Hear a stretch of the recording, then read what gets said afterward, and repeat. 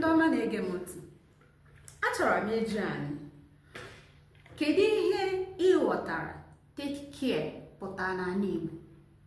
When you are telling someone to take care of yourself, kedu ihe ịghọtara ọ pụtara n'ala Igbo? Kedu ihe ndị Igbo na-akpọ take care n'asụsụ Igbo? Ngwa, na-atụpụghị oge, aga m agwa unu ihe take care pụtara n'asụsụ Igbo. Take care bụ gbado anya. Gbado anya. Ụfọdụ na-asịkwa ngwa leta onwe gị anya. Mana mụnwa họrọ gbado anya maka na isi mmadụ leta onwe gị anya, ihe ọ pụtara n'asụsụ Bekee bụ look at yourself.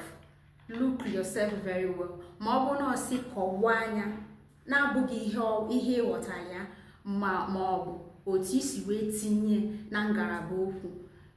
Asịkwa m ose mma asị na ihe ọ pụtara bụ look at yourself. Look well for yourself.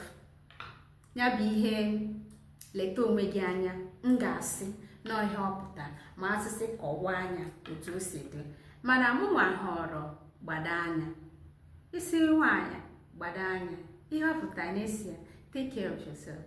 Ịtịkwanụ nwanne gị nwaanyị ma mma gị ma onye ọbụla adịghị n'obi ngwa gbado anya, ihe ọ pụtara bụ take care of yourself. Amara m na o nwere ihe ịmụta. Ana m efunanya inwe n'ihe a m na-eme. Ngwa gosikwasị m nghọta gị na n'ihe a ifuru m na-eme. Gaa na ngalaba okwu gwa m ka o si dịrị gị. Aga m anabata.